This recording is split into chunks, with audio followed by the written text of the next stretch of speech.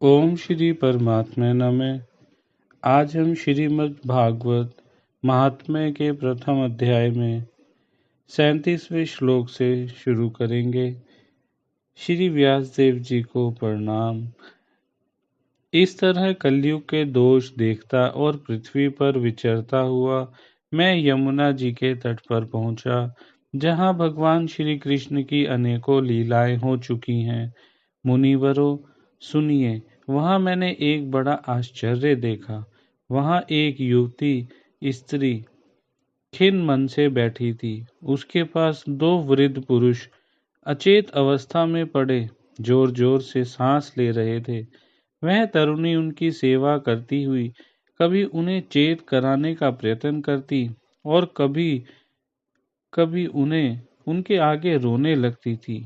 वह अपने शरीर के रक्षक परमात्मा को दसों दिशाओं में देख रही थी।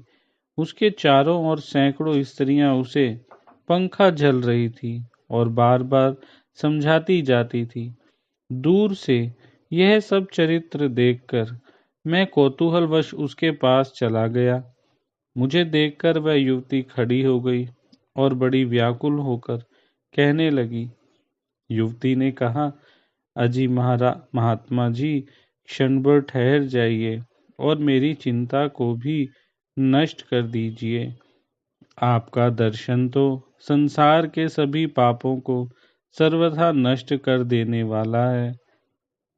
आपके वचनों से मेरे दुख की बहुत शांति हो जाएगी।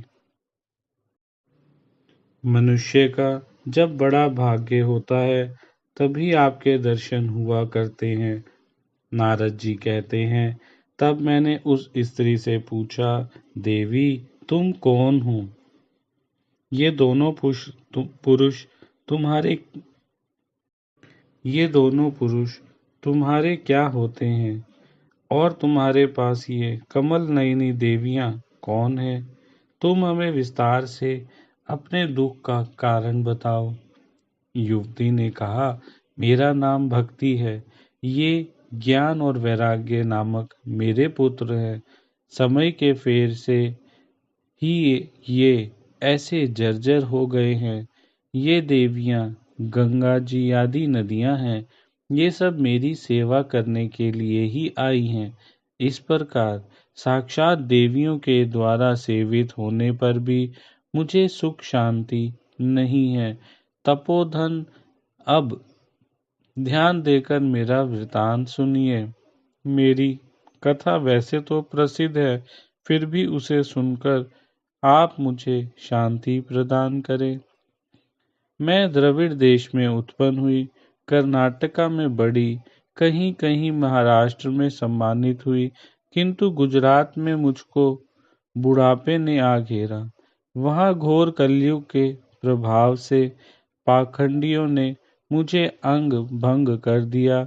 चिरकाल तक यह अवस्था रहने के कारण मैं अपने पुत्रों के साथ दुर्बल और निस्तेज हो गई। अब जब से मैं वृंदावन आई हूँ, तब से पुनः परम सुंदरी सुरूपवती नव युवती हो गई हूँ, किंतु सामने पड़े हुए ये दोनों मेरे पुत्र थके मांदे दुखी हो रहे हैं। अब मैं यह स्थान छोड़कर अन्यत्र जाना चाहती हूँ।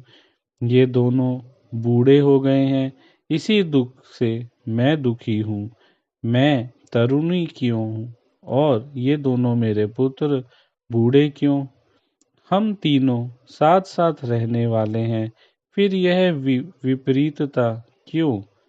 होना तो यह चाहिए कि माता बूढ़ी हो और पुत्र तरुण। इसी से मैं आश्चर्यचकित चित्त से अपनी इस अवस्था पर शोक करती रहती हूँ।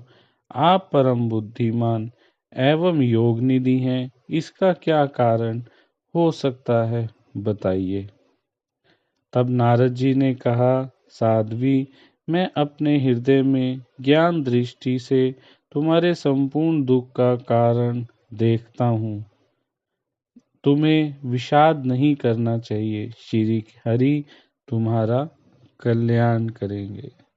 जय जय श्री राधे। आगे का पाठ सुनने के लिए आप हमारे साथ जुड़े रहें। राधे राधे। जय श्री राधे।